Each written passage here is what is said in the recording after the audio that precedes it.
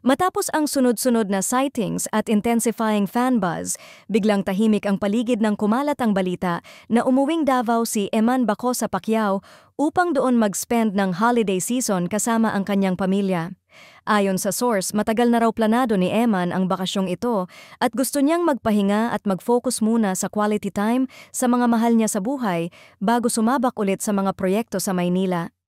Pero kahit wholesome ang dahilan, hindi pa rin napigilan ng mga netizens ang malalim na pagkadismaya.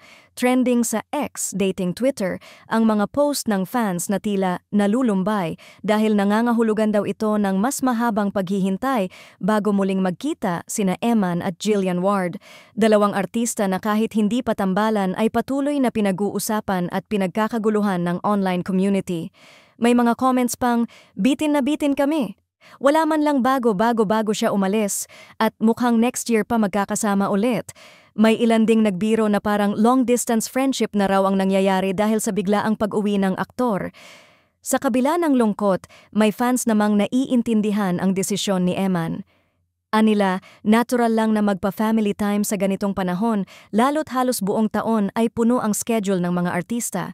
Pero hindi maitatangging naiwan pa rin ang kulang at bitin na pakiramdam ng supporters, lalo na't mainit ang mga recent interactions ni Eman sa showbiz world.